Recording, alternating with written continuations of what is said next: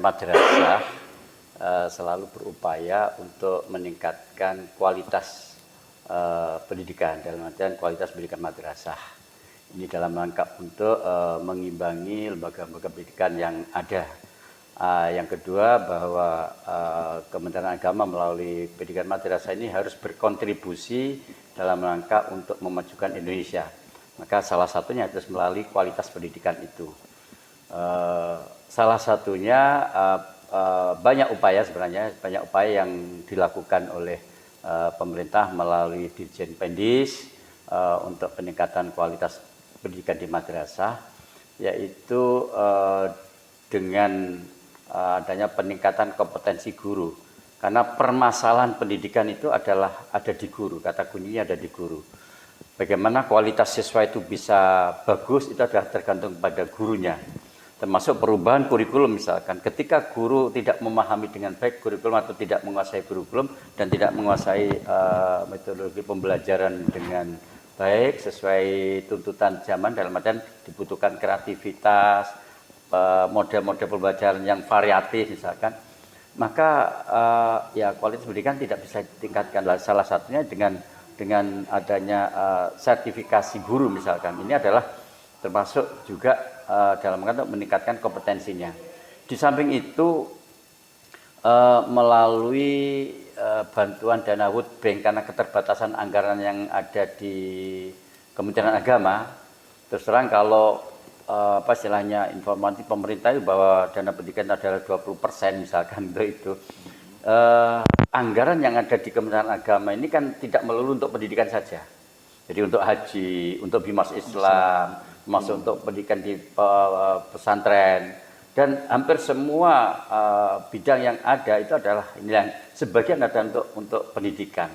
Makanya untuk mengejar kualitas pendidikan itu, Dirjen Pendis melakukan suatu lompatan dengan menggandeng World Bank. World Bank mempercayakan anggarannya, karena kalau kita tanpa menggandeng World Bank, rasanya kita harus dapat anggaran dari mana? Berbeda dengan di sebelah kita itu, dalam artian itu kan anggaran segitu itu kan untuk pendidikan murni lah. Kita itu oleh karena itu kita harus memperdayakan masyarakat juga ya dalam arti. Oke. Makanya ada 4 sebenarnya, 4K lah. Satu, kualifikasi. Guru harus memiliki kualifikasi minimal S1 kan gitu. Kemudian K yang kedua adalah kompetensi. Nah, disinilah peningkatan kompetensi ini ada salah satunya dengan PPG untuk mendapatkan sertifikasi guru. Kemudian juga sekarang ini kami mendapatkan dana untuk pokja guru, ini terkait dengan pelatihan guru. Jadi peningkatan pelatihan guru ini dibantu dari dana World Bank tadi pokja. Alhamdulillah di Kabupaten Lamongan kita mendapatkan 132 pokja. Ini insya Allah terbanyak di Jawa Timur, bahkan mungkin se-Indonesia itu tahun ini. Itu per pokjanya 15 juta per kegiatan. Nah, kita dapat 132. Nah, ini termasuk upaya meningkatkan guru. Kalau kita tidak dapat ini, terus kita hanya mengandalkan mungkin pelatihan guru melalui panggilan ke BDK, terus itu kapan jumlah guru kita banyak itu. Kemudian K yang keempat itu adalah kesejahteraan. Jadi kalau 4K ini ada di guru, kualifikasi, kompetensi, kinerjanya bagus, ya sejahtera. Itulah saya yakin kualitas pendidikan akan betul. Wah, betul ya. Ya. Jadi kita sudah komitmen, walaupun ini kita secara bertahap gitu ya. Jadi semua pelayanan itu kita upayakan melalui satu pintu. Maka kita sedang membangun PTSP itu salah satunya. Kemudian pelayanan dengan digital, dalam bentuk pelayanan kepada masyarakat gitu ya, era digitalisasi ini untuk supaya lebih bersih melayani daripada kita ketemu langsung kan, misalkan seperti itulah. Kemudian dengan adanya transformasi digital, kita sudah mulai beberapa pelayanan ke madrasah juga melalui digitalisasi, mulai pendataannya sehingga data yang kita berikan itu dapat dipercaya dalam rangka untuk kebijakan pemerintah, misalkan terkait dengan anggaran gitu kan, harus data-data yang tepat. Kemudian termasuk pencairan BOS, BIP, semuanya kita sudah by aplikasi. Itu dalam rangka untuk agar kita itu zona integritas kita bentuk di situ. Termasuk juga pencairan sertifikasi itu sudah by aplikasi dan itu langsung ke rekening, itu dalam rangka ke rekening yang bersangkutan.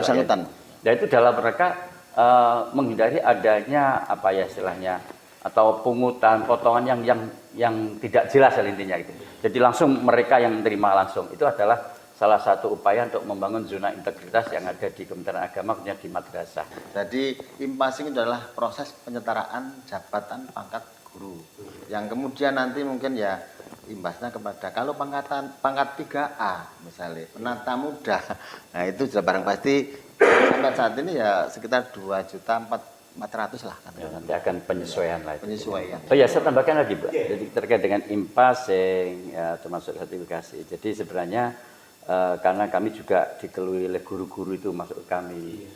Ya, kami akan selalu berupaya secara formal melalui internal pasalnya Kementerian Agama berupaya untuk mengusulkan itu selalu gitu ya.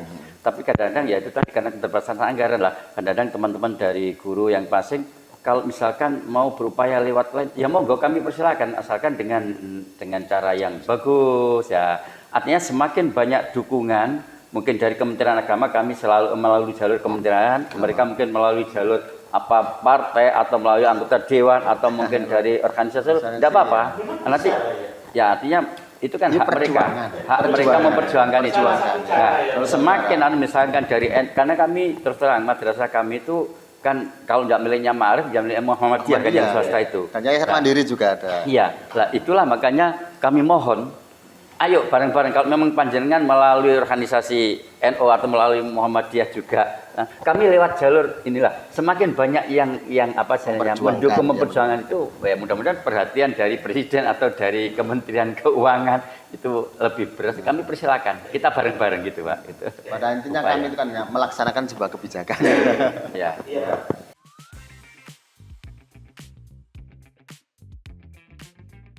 Baik, Pak. Jadi di dalam struktur kelembagaan di Kementerian Agama itu kan dari pusat itu ada Dirjen Pendis itu ada kemudian direktur madrasah itu ada dibagi dua. Sekarang ada direktur KSKK, jadi kurikulum, kesiswaan, kemudian kelembagaan dan sarana prasarana gitu.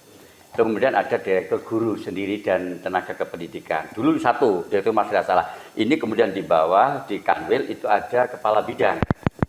Kemudian di kepala bidang itu, kemudian sampai ke Kemenak ada Kasih-Penma. Nah, Kasih-Penma, struktur kelembagaan berdasarkan PMA nomor 90 tahun 2013, itu tentang penyelenggaraan madrasah ya. Kemudian itu diubah ke PMA 60 tahun 2015. Kemudian diubah lagi ke PMA 66 2016. Itu semuanya adalah tentang penyelenggaraan pendidikan madrasah. Maka di sana ada struktur kelembagaan yang di madrasah yaitu adanya komunitas guru.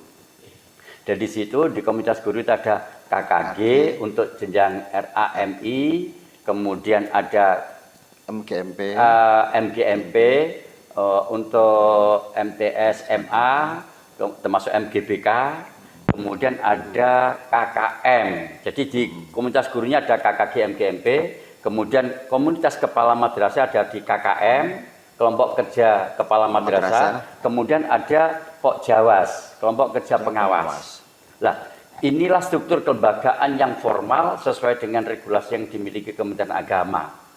Artinya apa? Untuk apa fungsi dari kelompok-kelompok ini? Yaitu untuk peningkatan kompetensi. Guru harus punya komunitas guru untuk melakukan peningkatan kompetensinya melalui kegiatan-kegiatan KKG MGMP. Nah, madrasah ini mohon maaf, madrasah itu kan yang negeri di Lamongan tidak ada 1% karena dari 1028 lembaga itu hanya ada 7 yang negeri.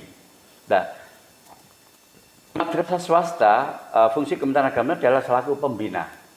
Nah, untuk membina sekian banyak madrasah itu maka dibentuk kelompok kerja kepala madrasah. Sebenarnya untuk mempercepat informasi terkait dengan pengembangan madrasah. Jadi kalau misalnya ketua KKM-nya ketika ada informasi mungkin ada undangan atau ada pelatihan apa yang kita panggil ini, nanti hasil ini bisa sampaikan kepada anggota kelompok. Struktur kelembagaan formal ini adalah mereka punya ADART sendiri, punya kegiatan sendiri, dan kegiatan itu didasarkan atas hasil asesmen dan hasil penilaian kinerja. KKM, kepala madrasah itu kelemahannya di apa? Hasil penilaian kinerjanya dan hasil analisis asesmennya. Kelemahan apa? Misalkan kewirausahaan kan bagian dari tugas kepala madrasah. Atau mungkin peningkatan kompetensi guru-guru profesinya.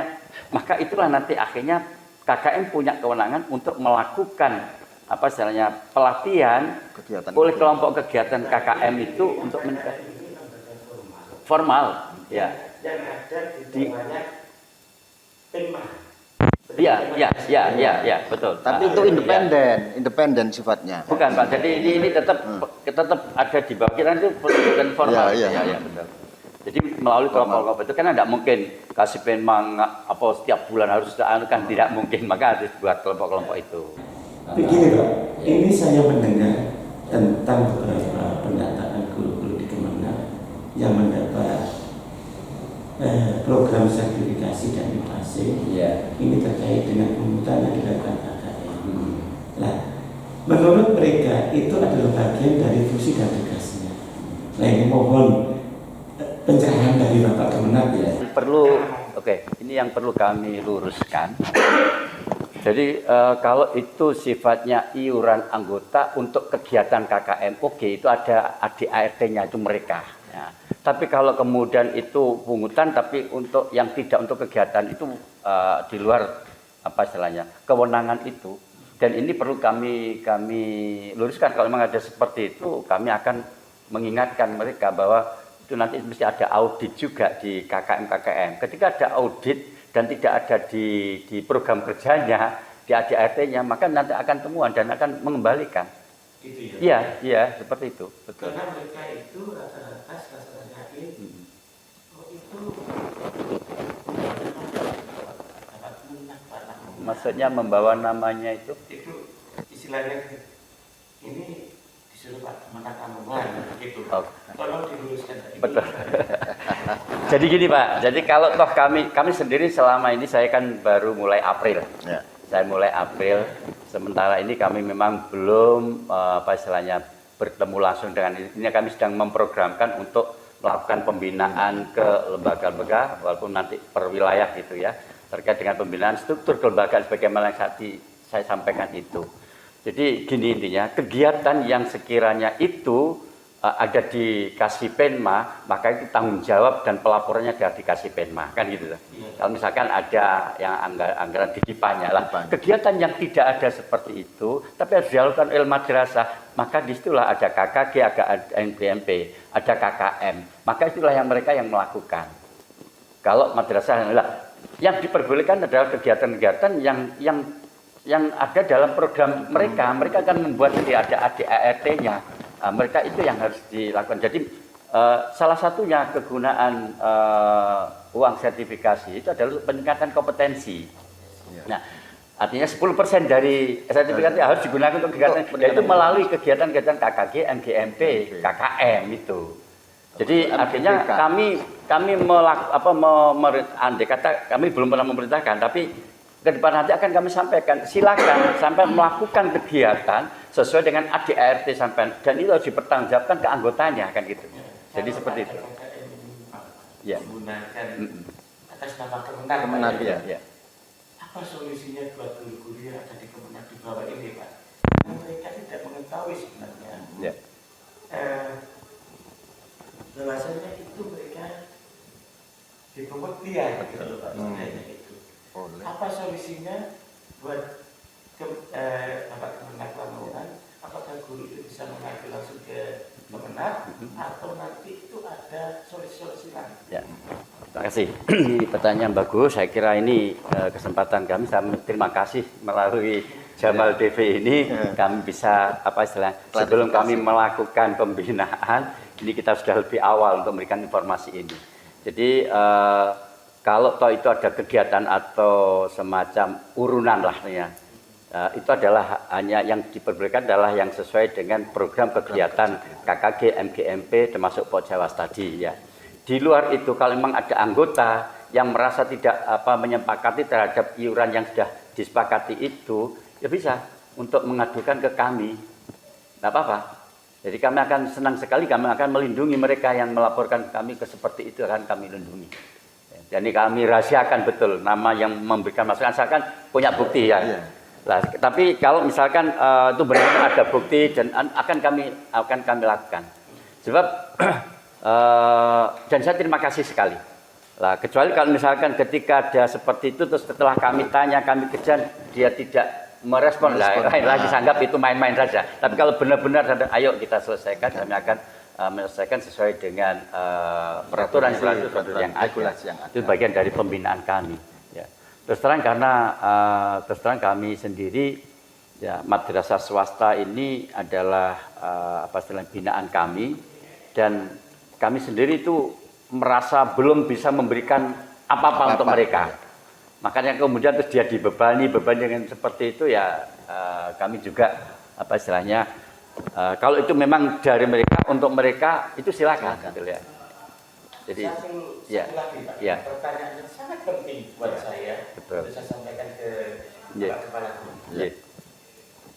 Dua lembaga itu terbesar yang dibenam di Kemenak itu adalah lembaga Ma'arif dan Muhammadiyah.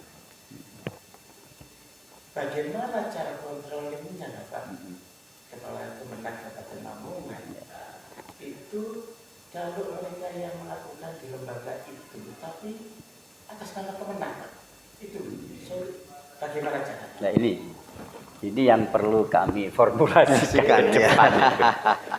Sebenarnya kami ketika di sini kami juga sudah memprogramkan, merencanakan kami akan datang ke Ma'arif, juga ke Majelis Dikdasmen Muhammadiyah ya terkait ini bersama-sama. Ini kami lakukan ketika kami di Kanwil juga sama, Pak. Kami kebetulan pernah bertugas di Kanwil di bidang yang sama, kaitan pendidikan. Kami juga menggandeng Majelis Dikdas PW dan PW Ma'arif ya. Karena terus terang bicara madrasah itu kalau miliknya Ma'arif ya miliknya Muhammadiyah. Nah, karena kami sifatnya adalah sebagai pembina, kami akan menyampaikan ini loh tugas-tugas Kementerian Agama terkait dengan harusnya seperti ini, termasuk syarat mengangkat kepala sekolah harus seperti ini. Makanya pengangkatan kepala sekolah kan harus ada rekam dari kami. Nah, kalau kemudian dia melakukan di luar itu, lah ini kami kadang-kadang di luar kewenangan kami, tapi tetap akan kami tegur, kami ingatkan. Secara aturan formal, kalau panjenengan sudah mendirikan lembaga formal madrasah harus mengikuti seperti ini. Seperti itu tidak boleh. Nah, ini yang kadang-kadang kami juga masih terkait dengan kewenangan yayasan itu sejauh mana. Ini kami perlu duduk bareng Pak kayaknya. Ini permasalahan juga di Kanwil ketika itu mungkin Pak Kasipenma juga sama, artinya saya itu berhadapan dengan yayasan. Yayasan itu sebenarnya binaannya siapa kan itu loh. Maka ini coba kami akan coba ya atas nama kepala kantor, nanti juga kami akan ngajak mengundang pengurus atau mungkin kami akan datang, kami jadwalkan kami akan datang ke Ma'arif ya mengingatkan agar madrasah itu butuh bantuan bersama gitu loh. Maka ya kalau sekiranya ada kepentingan yayasan yang sebenarnya tidak dibenarkan menurut regulasi ya akan kami sampaikan gitu. Apalagi memakai nama Kementerian Agama. Kami itu selaku pembina, Pak. Jadi pembina saja. Bukan pemilik. Ya, bukan pemilik. Nah, itu ini juga yang harus diketahui oleh penyelenggara pendidikan di madrasah. Kepala madrasah harus tahu posisi sehingga dia harus membedakan ini untuk Kemenang benar atau untuk yayasan. Itu kami akan sampaikan, itu tugas kami. Mungkin teman-teman di madrasah belum tahu tentang itu ya. Itu termasuk bagian dari yang akan kami lakukan ya.